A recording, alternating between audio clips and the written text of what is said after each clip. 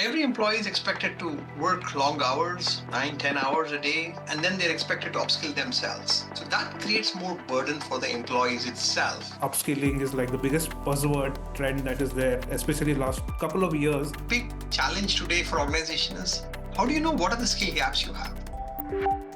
People who go through such programs, within 30 days, almost 90% of what they have learned goes away. When I say skill to order, focus on today. When I say skill to stock, focus on tomorrow. You can't put a bunch of 40 adults and say, we're going to train you on something. They have to see value. So, as much as you want to put 100,000 people on a GenAI training, do you have an opportunity to apply that in their day jobs within a reasonable time, 30, 60 days? Every time there is a technology shift happening, whether it's cloud, automation, or GenAI, someone writes the obituary for tech services. It's over, they say. The industry won't survive the next wave. And yet, the best teams keep building. They adapt, they evolve, they stay relevant. My name is Nikhil Kulkarni. I'm a partner at Zinnov. Welcome to Hot Takes and Hard Truths, a sub-series of our Business Resilience podcast. Right now, there is no shortage of hot takes doing the rounds about automation killing services, about GenAI replacing engineers, about the end of large outsourcing deals. In this series, we pick one of these hot takes every episode and break it down with the leaders who are actually living it. Honest conversations, real stories from the ground. Tune in now. Hello everyone, I am Nikhil Kulkarni, partner at Zinnov, and welcome to Hot Takes and Hard Truths, a sub-series of our Business Resilience podcast. Every time there is a large technology shift happening, whether it was cloud, automation, or now GenAI, there's someone out there writing the obituary for tech services. It's over, they say. This industry won't survive the next wave. And yet, the best teams keep on building. They adapt, they evolve, and they stay relevant. Right now, there is no shortage of such hot takes doing the rounds about automation killing services, GenAI replacing engineers, and about the end of large outsourcing deals. In this series, in each episode, we pick one of those hot takes and break it down with the leaders who are actually living it. Honest conversations and real stories from the crowd. That's what we promise. And our guest for today is Mahesh Raja. Mahesh is the Chief Growth Officer at Ness Digital Engineering. Ness is a digital native full lifecycle product engineering firm which is backed by KKR. Mahesh has almost 30 years of leadership experience, most of them at Wipro. Mahesh joined Ness around 18 months ago and he leads the global sales and go to market for the firm. Welcome, Mahesh, to the podcast. Thank you, Nikhil. It's a pleasure to be here, and I'm both humbled and honored to be here today. Great to have you too, Mahesh. So we'll get started. And the topic for today's discussion, the hot take, as we mentioned, that we are going to discuss is on upscaling. I mean, there is no shortage of investments in L&D across tech services firms right now. So the question I'll start with is right now, is upscaling at scale actually working? Or are we clinging to the idea more than the actual impact on ground? Before I answer your question, Nikhil, first of all, this is an amazing topic to be, and the title of this podcast is Hard Truths and Facts. And when I was preparing for this, I was thinking about how open and honest I can be in some of this. So I will try to be at my best in terms of being as open and transparent. Hopefully, the audience can resonate with some of my own personal experiences as well as what I bring from my experiences in my professional journey here.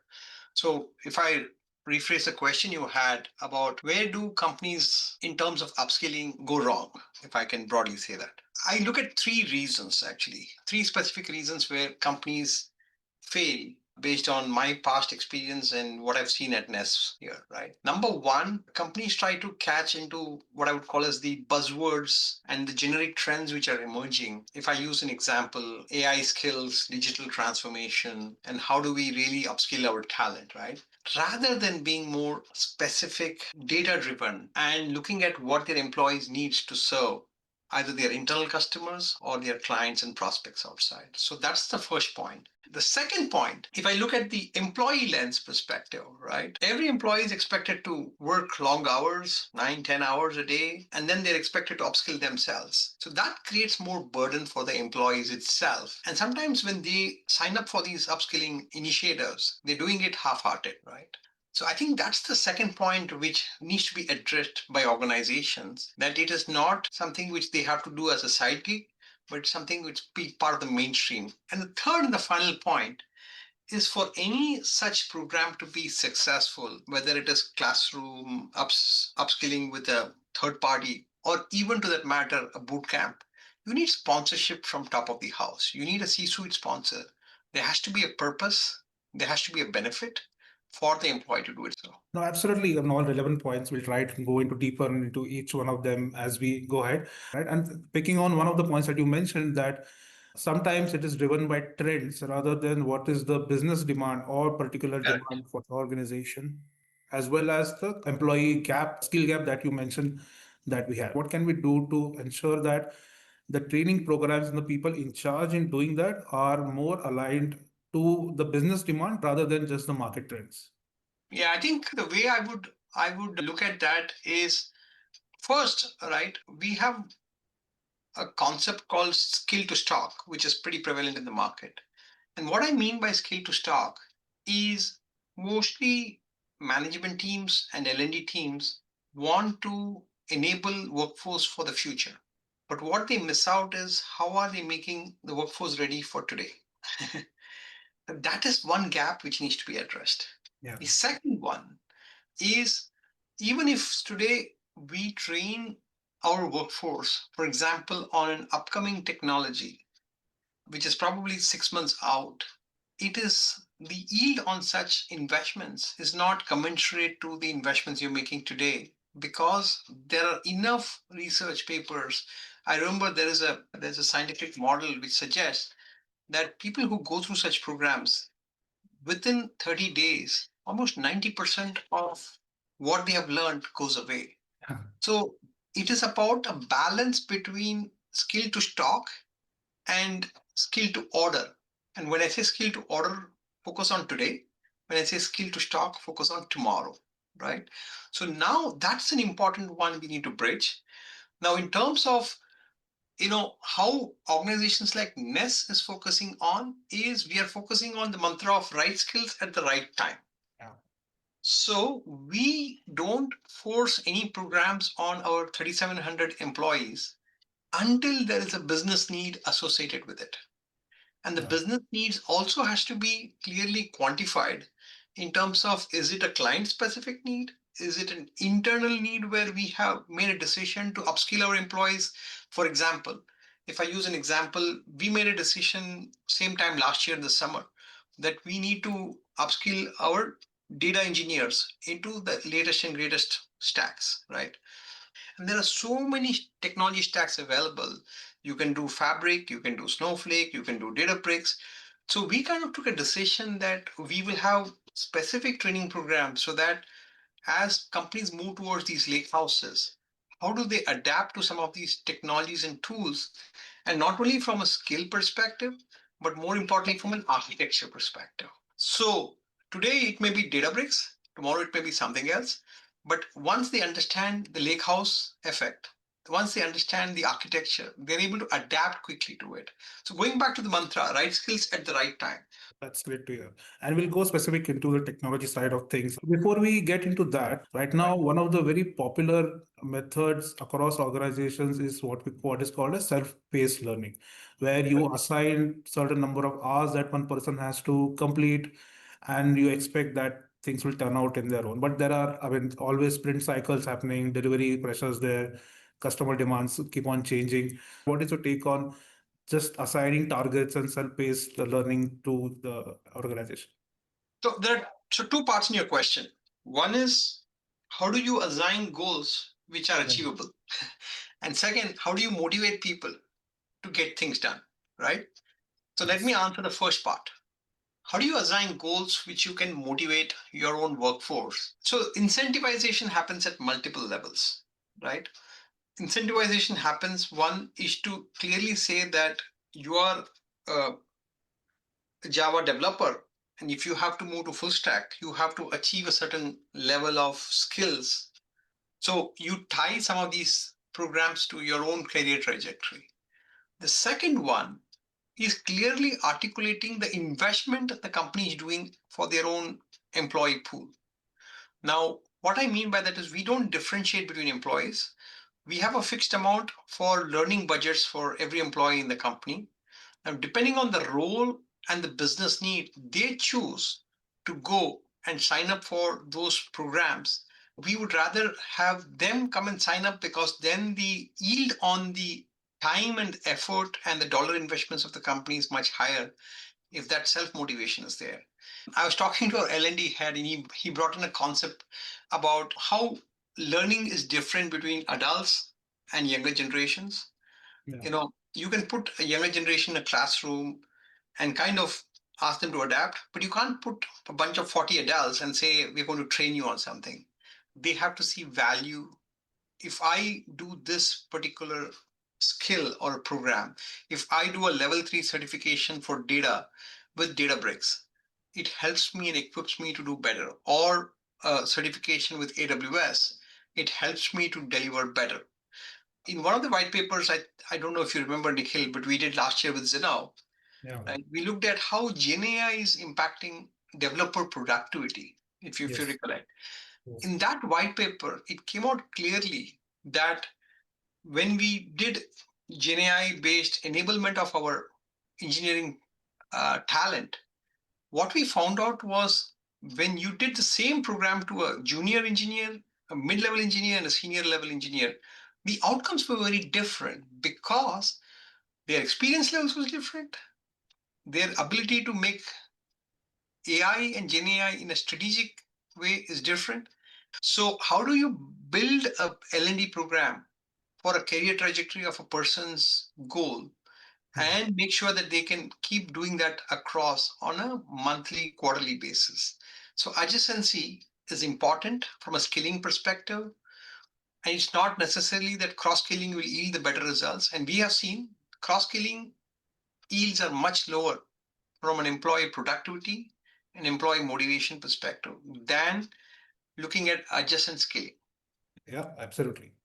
I think it took us almost 15-20 minutes to reach to Gen AI. In 2025, that's an achievement in itself. But now that we're here, let's just keep down on specifically on Gen AI. We know that Gen AI is fast changing, right? Every month or every week, there are new benchmarks coming, new tools coming, new frameworks coming. So, how do we look at Gen AI holistically is the question. So let me cite two different views here. One, if I quote the same white paper we did, there were two takeaways from that. What we found out was GenAI tools like a GitHub Copilot, which was pretty prevalent last year, Yeah. was used for pair programming between engineers and offered contextual code, suggestions, explanations, and examples. The big takeaway is how these tools are helping from a real-time learning assistance perspective.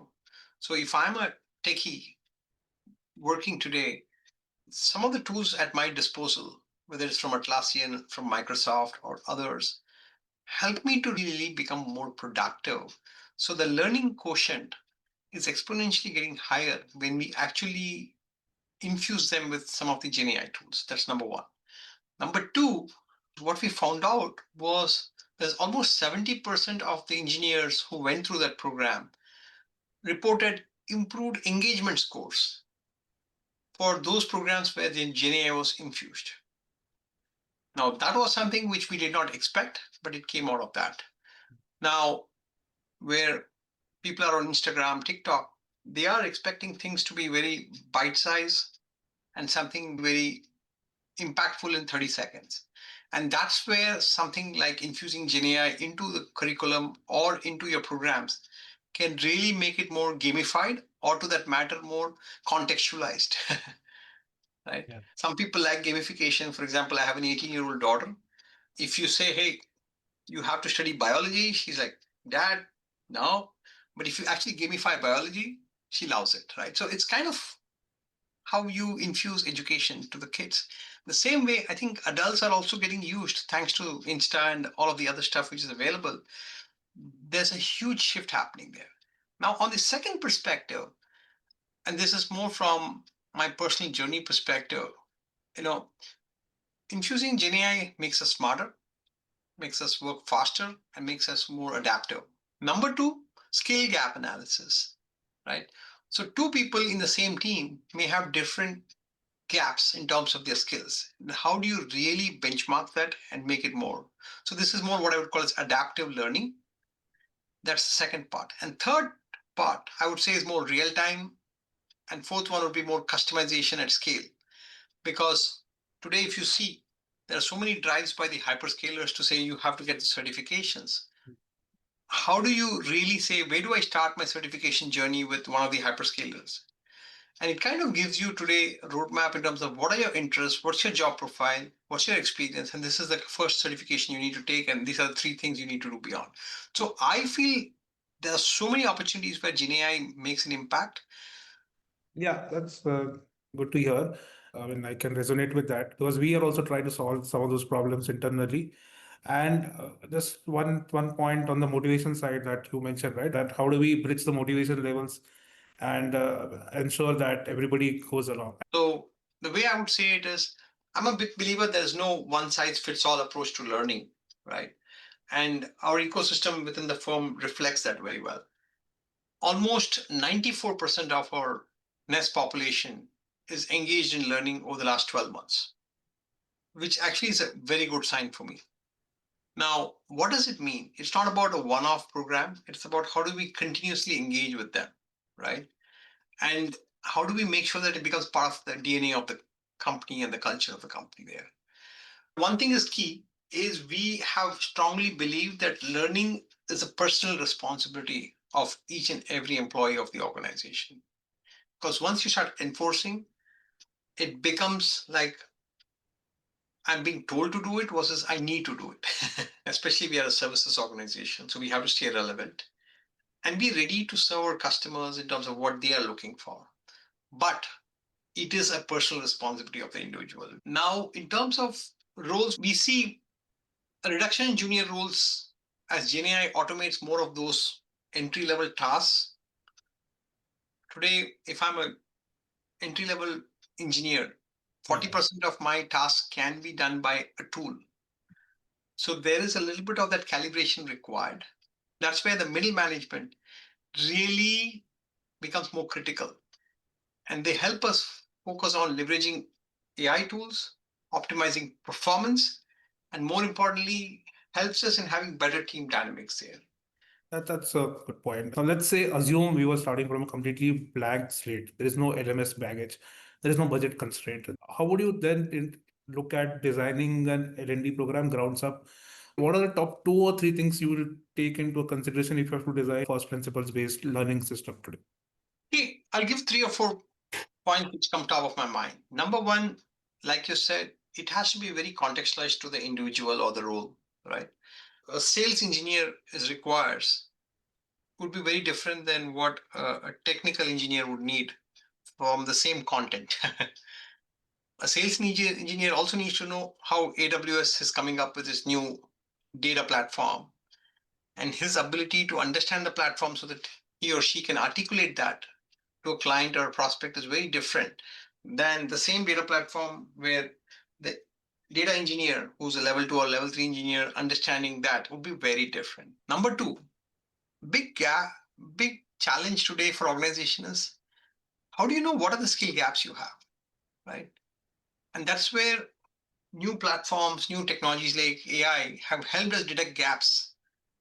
Like a data analyst needing Python and Power BI and curating targeted micro courses for that individual so that come any problem he or she is serving in a particular client scenario, they're able to address it. Now, these are two heterogeneous technology stacks, but how do you make sure that those two are absolutely essentially required for a level 2, level 3 data analyst? That's the second most important thing. It's not about the platform, but it's about how do you know what is the need of the individual, right? The third one, as we spoke briefly, I am a big believer in gamification. So real-time adaptation of the content. If somebody's already, if I take up a course on Python or and they know that I am breezing through some of the basics, the content has to adapt itself to really get giving me more capstone projects, giving me more tougher challenges. to solve for, right? That adaptation has to be very real time, online, and has to be specific there. A lot of content is available today that it is meant for the masses, but it's not customized for the individual. So customization also plays an important role. So just to summarize, role-based personalization, skill gap analysis, real-time adaptation, and the fourth is customization at scale. These are the four things which I would want to set as a foundation before I embark on bringing an L&D platform, or even to that matter, investing in some of those futuristic investments which can help upskill my workforce here. I think that's a great summary. So, last question that I have is that if you were advising one of your peers today from a different tech services company, what is one thing that you will ask them to completely stop doing right now when it comes to upskilling? And what is one thing they must absolutely start doing from tomorrow? I think I'll ask them to stop doing upskilling as an initiative, which is kind of antithesis for this discussion. Yeah. But I'll actually say that reimagine what roles the organization needs for today and tomorrow, and then look at upskilling as a means to achieve that, not the other way around. Right. So that's what I would say. So, and what I would ask them to really start doing tomorrow is anticipate what tomorrow requires, but also have a balance between what the today's needs and tomorrow's needs. The challenge we have, and I read this in a research paper, is many times when people go through these programs and they're not given an opportunity to apply the learning, Yes. it's the investment is not of benefit. So as much as you want to put 100,000 people on a GenAI training, do you have an opportunity to keep this 100,000 people and apply that in their day jobs within a reasonable time, 30, 60 days? Otherwise, that investment is pretty much written off, right? So I would say, while there are a lot of boardroom push about let's Gen AI enable our workforce, you have to be very clear where it actually makes an impact. Absolutely. So, just summarizing what we saw today, right? And we started with the topic saying that upskilling is like the biggest buzzword trend that is there, especially last couple of years. I mean, it's always been there. There's always been L&D teams in services firms. But right now, there is a lot of skepticism also around upskilling, whether we are really doing what we need to do. And the answer always, as always, lies somewhere in between. Based on the discussion that we have had today, hopefully people would have learned some of the best practices that you shared today, Mahesh, and that will help them in redefining or redesigning how they look at L&D as well. Thanks a lot for your time, Mahesh. I hope the audience found this useful as well. And it was lovely speaking to you today. Thank you, Nikhil. If I may just make a closing comment, I really like this format of hot takes and hard truths. You did not constrain my thoughts to a certain subject. You kind of kept it open-ended. Thank you. And thanks for Zinnov for giving me this opportunity. I really appreciate it. Absolutely. Thank you. Thank you so much. Nice. Thank you for listening to this episode of the Business Resilience Series. Stay tuned for more such interesting episodes. You can listen to our podcast on Apple Podcast, Google Podcast, Spotify, or wherever you get your podcast from. To know more about Zinnov, visit our website, www.zinnov.com, or drop us a note at info@zinnov.com. Follow us on Twitter @Zinnov for regular updates on our content. Thank you again for listening to the Business Resilience Series of the Zinnov Podcast.